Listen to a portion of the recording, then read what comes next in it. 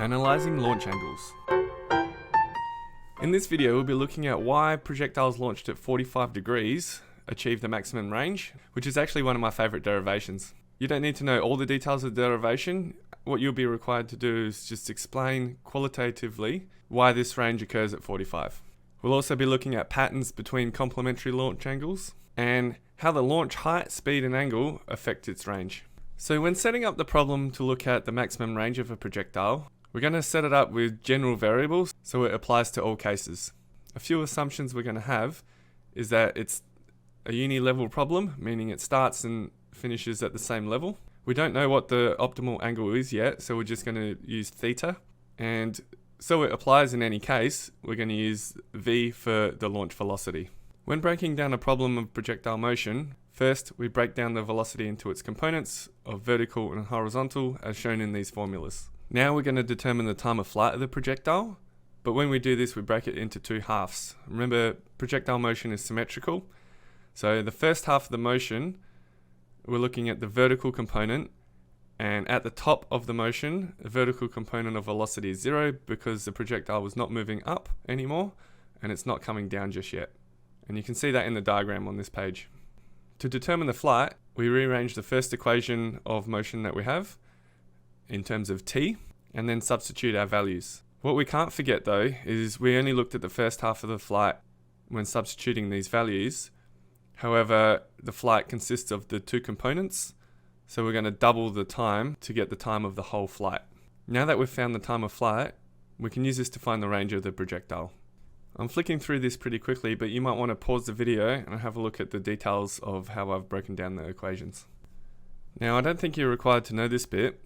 However, we're going to rearrange the equation that we have for the range and use a mathematical identity to do this. So the identity is that sine of 2 theta is equal to 2 sine theta cos theta, and what we do is replace that sine 2 theta into our equation. So we've only got one theta in our range equation now. Now looking at our range equation, the acceleration due to gravity won't change. Our velocity we want to keep as v because it will apply to any case. Now theta is what we're looking at, which is the only variable we're concerned about. And it's locked up in the sine 2 theta term, but sine 2 theta has a maximum value of 1. And this occurs when 2 theta is 90 degrees or when theta is 45. So what that means, we've found mathematically that the maximum range of a projectile at uni level for any launch velocity is 45 degrees. So one of the outcomes is required is to explain how the launch velocity, angle and height affect the projectile's range. And what we can use is these equations here.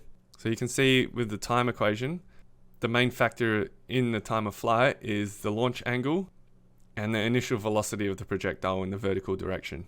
In terms of range, we actually remove the half at squared term because acceleration is 0 in the horizontal direction.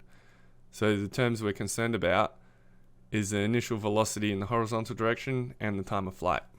An interesting characteristic of projectile motion is that for any launch angle at uni level, there's another launch angle which is complementary that achieves the same range.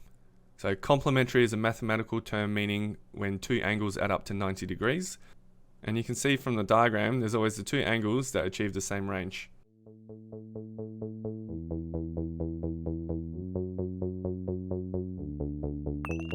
So again, this question is the same as the one in the previous videos. However, what I'm asking you this time is, what is the complementary launch angle that will achieve the same range? And also, double check this with calculations.